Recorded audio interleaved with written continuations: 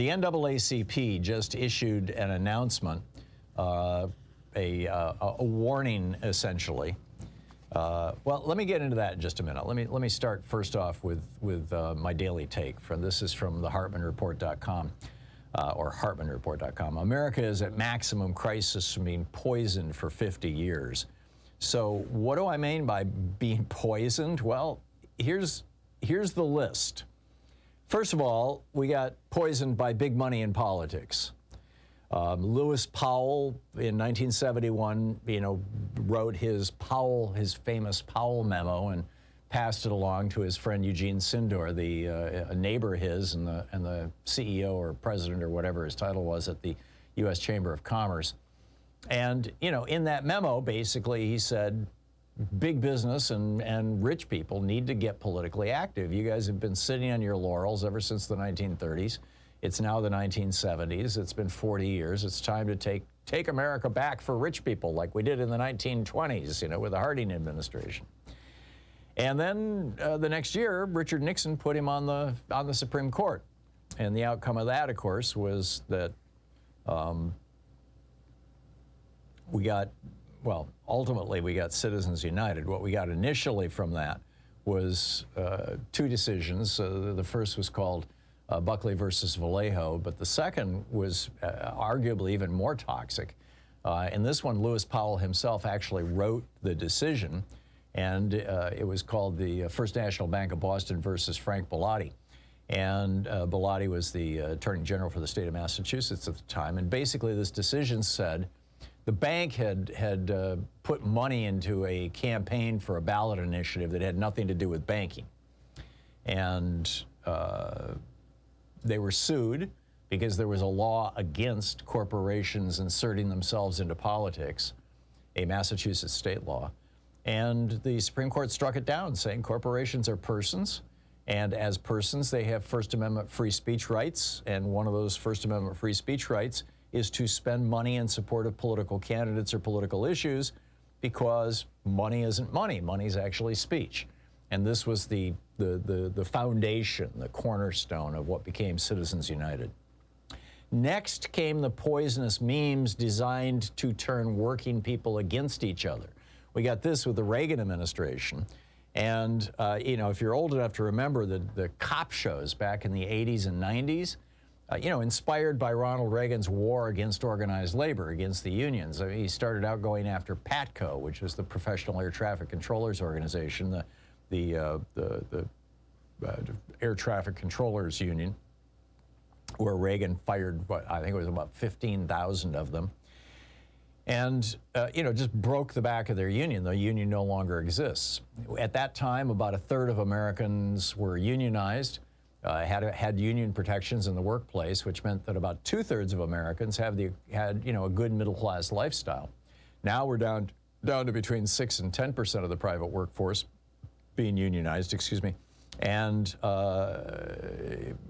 the middle class has shrunk from 65% of Americans down to 45% of Americans. So, they right-wing radio, Fox so-called news, all these right-wing shows all echoed those union bosses, they just, they want to take advantage of you, that's all, which is really kind of weird, because if you run a union, if you're the president of a union, you get a salary. There's no other money available to you. There's no advantage to you of increasing members' dues and all that kind of stuff. It's not like being a CEO. If you're the CEO and you can lay off people or you can keep wages low, you can actually pay yourself more money. It's not how it works in unions. Unions are democracies. They're run essentially by the people. So we got this. We were poisoned by the meme of unions are terrible things. Then conservatives set about poisoning America's race relations. This is not to say that everything was hunky-dory in the 60s, but we saw some real significant changes in the 1960s. The Democratic Party, for one, in 1964, abandoned the Dixiecrats. The Dixiecrats were the Southern white racists, the Strom Thurmonds and Jesse Helmses of the world.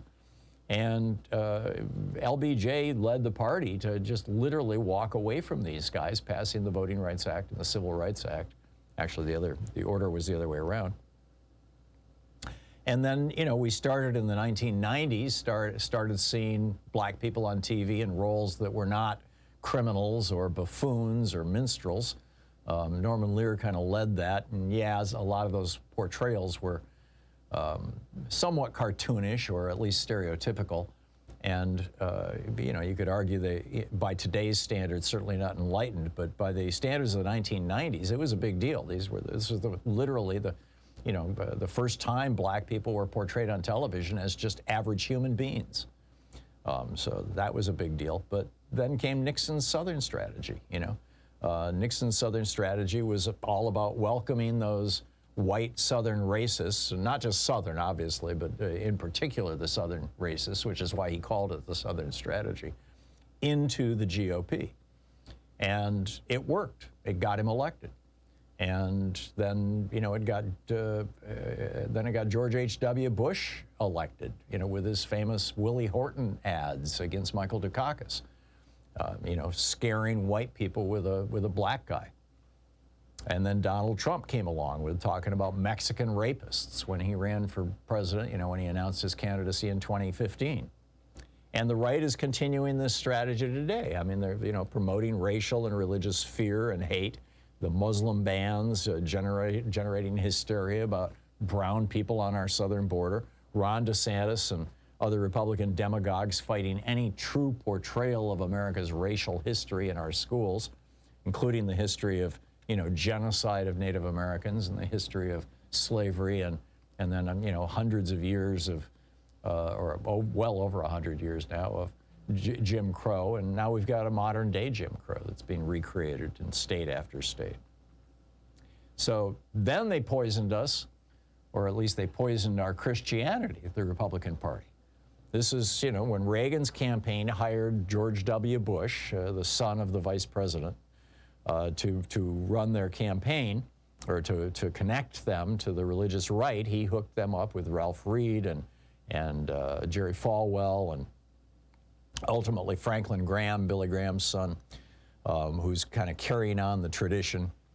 And, you know, these guys were just openly haters. I mean, after 9/11, you had this dialogue between Pat Robertson and Jerry Falwell on television where they were saying, you know, well, I'll quote, you know, this is Jerry Falwell. The abortionists have got to bear some burden for this because God will not be mocked. I really believe that the pagans and the abortionists and the feminists and the gays and the lesbians who are actively trying to make that an alternative lifestyle, the ACLU, People for the American Way, all of them have tried to secularize America. I point the finger in their face and I say, you helped this happen. He's talking about 9/11, right? Like Osama bin Laden attacked us because we have, you know, because we have gay people in America. I mean, really? And Pat Robertson is like, I concur totally. Then we were poisoned with guns. We went from having around, when Reagan came into office, having around 17, 18 guns for every 100 Americans, which is still high for most of the world. In Europe, the average is around 10. But now it's 120 guns for every 100 Americans as the result of 40 years of, you know, campaigning on selling guns. Then the white supremacists set out to poison our military and our police departments, and they've done a fine job of infiltrating both, as we're learning more and more and more. Then the semi-fascist MAGA Republicans set about to poison our form of governance. They're embracing Putin, and they're embracing Orban. And I mean, there's a whole Putin caucus in the House of Representatives. 47 of them, you know, voted against aid to Ukraine. It's pretty amazing. And, you know, trying to terrify black people away from the polls, shutting down Sunday voting to end souls to the polls, making it illegal to do voter registration drives. They pretty much shut down all voter registration drives in Georgia, Florida, and Texas. You know, meanwhile, Republican appointees on the Supreme Court let Republican secretaries of state cancel the voter registrations of over 20 million Americans. The Supreme Court allowed that. Then they poisoned our social media and our news. And now Trump and Putin and Orban and Xi are trying to poison democracies worldwide. And so, you know, here we have all of this. So what's the antidote to all this poison?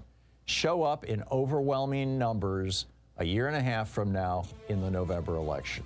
And that means getting people active now, getting every young person you know registered to vote, and, you know, make sure that they know how and where to vote, where the polling places are, and all that sort of thing. Civic engagement. This is the antidote. And we've got to embrace this. Tag, you're it, right? We'll be right back.